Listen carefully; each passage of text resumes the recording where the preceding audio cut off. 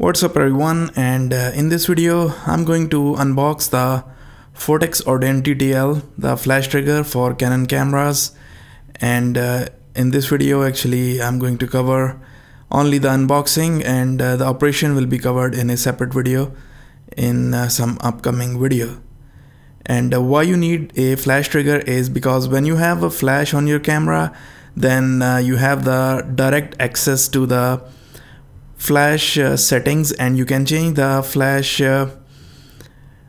whether you want to use the manual flash, automatic flash, rear curtain, or you want to change the intensity of the flash. And also you can change same thing from the camera menu, and you can change from the flash as well. But once you have removed the flash, you don't have the same functionality available to you. So for that you need to use the flash trigger, which would not only allow you to change the settings but also trigger the flash. The cheapest way to do is the Yongnuo or any other third-party triggers just like that. They are very cheap, and the problem is they don't provide the TTL functionality or any other manual setting controls. There are actually slightly more expensive version also available which does provide the TTL functionality, as well as you can change the settings.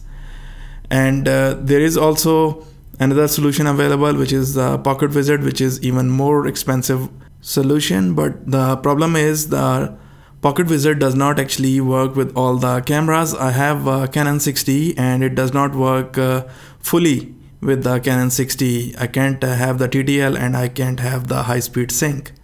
So for that actually I have bought this Odin TTL, which works 100% with the Canon 6D and the Canon 70D that I have, and it provides the same functionality that I have with the on-camera flash. I can use TTL, full TTL functionality. It has the high-speed sync up to 1/8000 second, and you have the second curtain sync as well, which is actually very nice, because even though the Canon has a solution for off-camera flash triggering, but the problem is it does not have the second curtain sync. But this one does have the second curtain sync.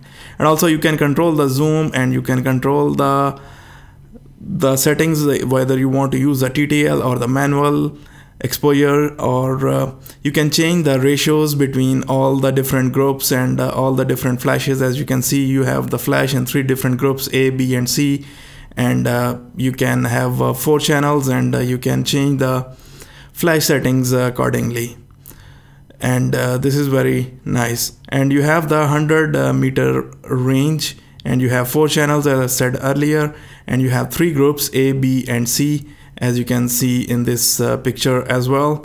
And it does provide 4 channel support, and this particular version is for Canon, and it has version 1.5. This is the latest version available, and this is the actual photo of the transmitting unit which will go on the camera, and the receiver unit which will go on the flash.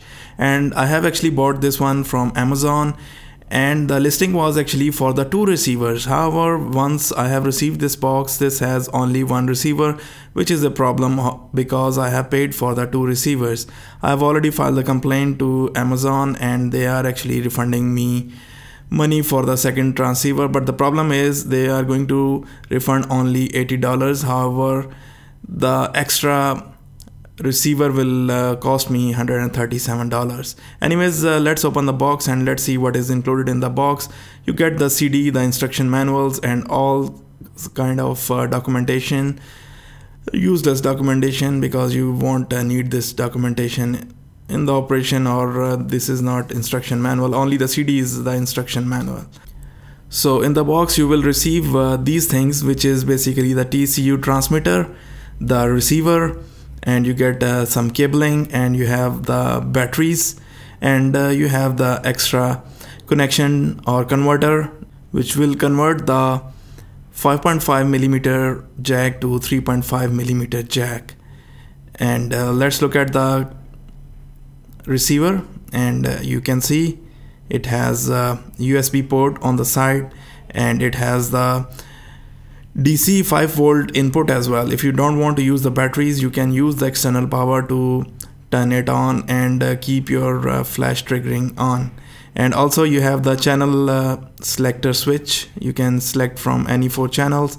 You have this LED indication light, which will actually give you the warning light about the state of operation. And here you put the batteries. The good thing is it takes actually the regular AA batteries, and this is the locking mechanism. You can put this receiver on the tripod or any other light stand, and you can use this locking mechanism. On the other side you have this group selector switch, and you have the power on and off switch, and on the top you have the horseshoe to mount the flash.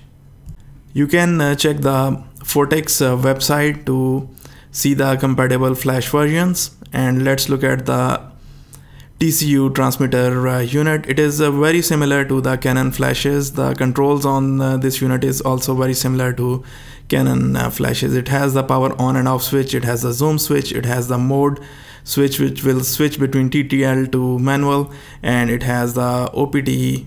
I don't know what OPT stands for, but this button actually will allow you to change the ratios of the flash. You have the ready light also, and you have the selector and plus and minus switch. You have the test button as well, and you have the clear button which will clear any entry you have already entered. Then you have a selection between the high speed sync and the rear curtain sync, and also you have the button for backlight on and off. And at the bottom you have similar sort of like locking mechanism that we have seen on the receiver, and on the side you have the USB port, which is actually useful when you connect it with your computer and you can update the firmware. And this is where you put the batteries, and once again it will take actually the AA batteries, which is very nice. The package actually come with the 4 AA batteries, and these batteries can be put in the transmitter and the receiver out of the box. No need for the separate batteries.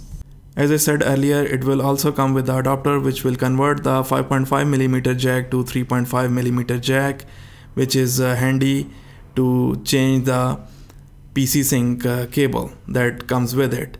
And let's look at the 3 cables that came with it.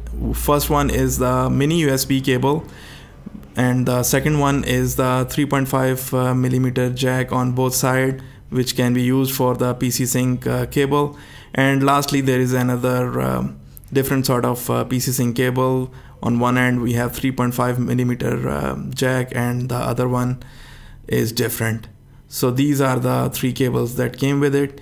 And lastly we have the strap, the carry strap, and that's pretty much it. So these are the things that actually came in the box: 3 cables, the receiver, the transmitter, batteries, this adapter over here, and the strap that you can put on your Phottix Odin transmitter.